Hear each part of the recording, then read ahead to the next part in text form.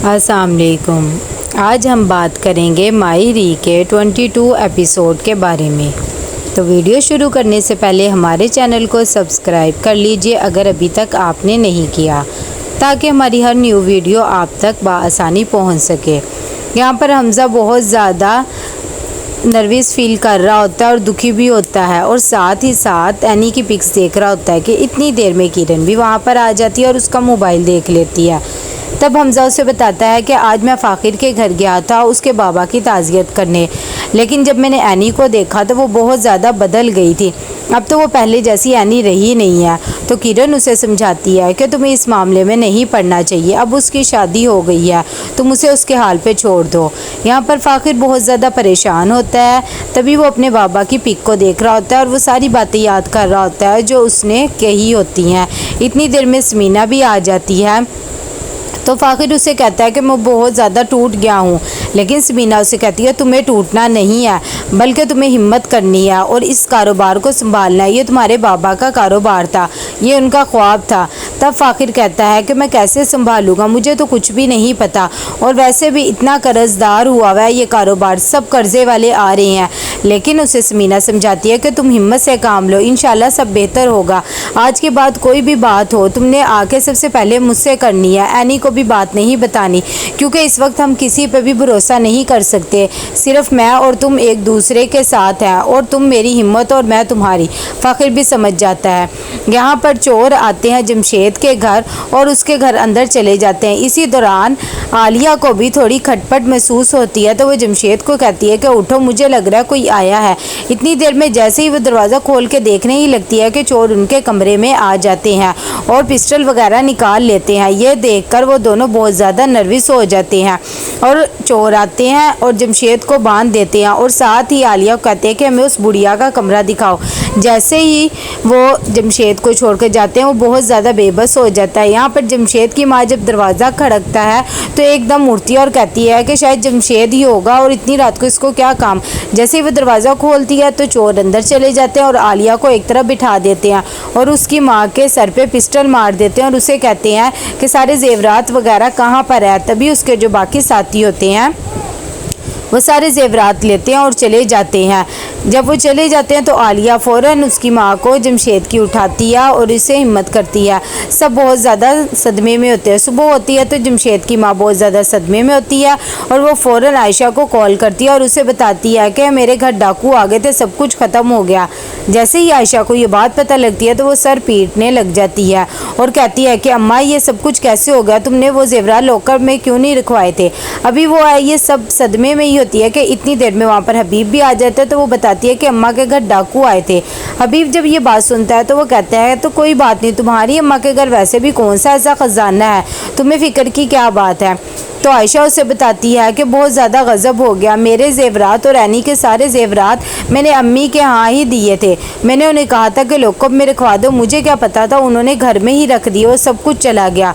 जब हबीब को ये बात पता लगती है तो वो बहुत ज़्यादा गुस्सा हो जाता है और वो कहता है जब मैंने तुमसे पूछा था तो तुमने मुझे झूठ बोल दिया, यानी कि तुम मुझे अपना नहीं समझती। यहाँ पर आयशा की माँ भी बहुत ज़्यादा परेशान होती है और वो कह रही होती है कि ये सब कुछ आलिया की वजह से हुआ है। जब से वो इस घर में आई है तब से ये सब कुछ हो रहा है। लेकिन आलिया कहती है कि मैं ये सब कुछ क्यों करूँगी, मुझे तो पता भी नहीं है। और जमशेद भी उसका ही साथ देता है और कहता है कि अम्मा इसको क्या पता कि तुम ये सब कुछ क्या कर रही हो और तुमने इतना ज़्यादा जेवर घर में क्यों रखा था। तो उसकी अम्मी कह देती है वो जेवर सिर्फ मेरा ही नहीं था बल्कि उस जेवर में आयशा और एनी का भी था। जब जमशेद को ये बात पता लगती है तो वो और ज़्यादा परेशान हो जाता है और कहता है कि आपा तो हमें नहीं छोड़ेंगी। सब घर वाले बहुत ज़्यादा परेशान होते हैं। यहाँ पर राहिला आती है एक जगह पर और वो उसी पुलिस वाले का इंतज़ार कर रही होती है।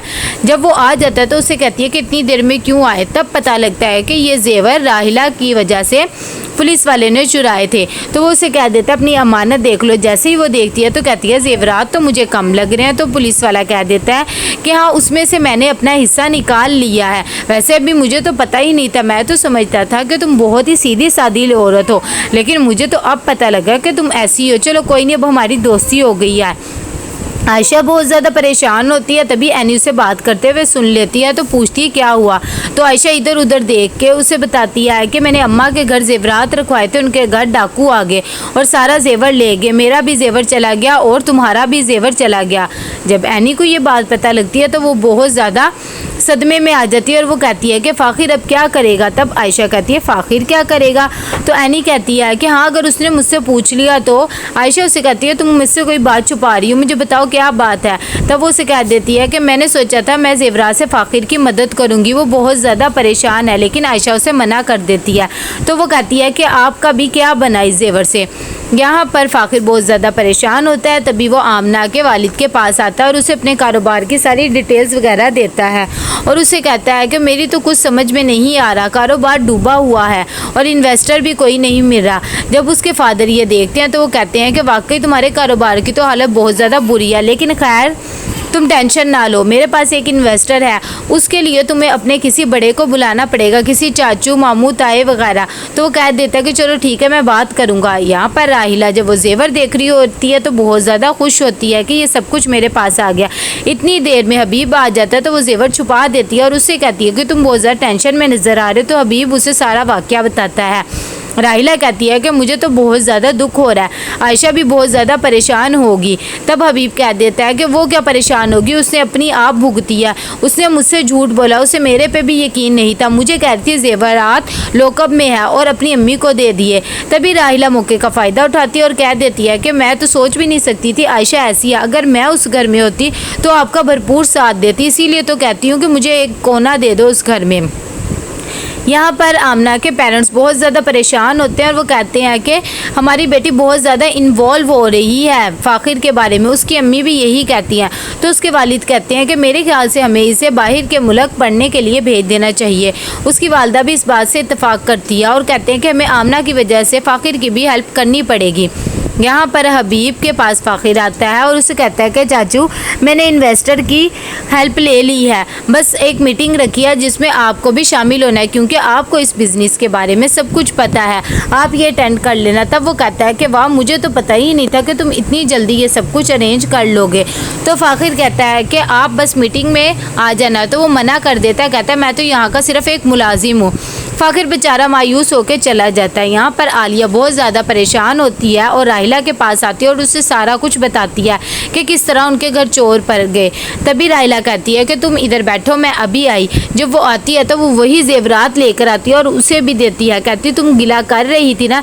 जब ये बात आलिया को पता लगती तो वो परेशान हो जाती है कि ये सब कुछ आपने किया, मेरी तो सास आगे ही मुझे चोर बना रही थी, आपने ऐसा क्यों किया। तो राहिला कह देती है कि वैसे भी हमें तो कुछ मिलना ही नहीं था, लेकिन ये सब कुछ हमारे ही है तो मैंने ले लिया। यहाँ पर साइका भी बहुत ज़्यादा परेशान होती है। जब फराज जल्दी घर आ जाता है तब वो कहता है कि मैं वहाँ पर बैठ के भी क्या करूँ, कारोबार सारा डूबा हुआ है, सब कुछ बंद पड़ा है। तो उससे साइका कहती है कि आपको वहीं रहना चाहिए और फ़ाखिर की मदद करनी चाहिए, कोई ना कोई पैसे का इंतज़ाम करो ताकि इन्वेस्ट हो सके, फ़ाखिर को हाथों में लो जो कि हमारे लिए फ़ायदेमंद होगा।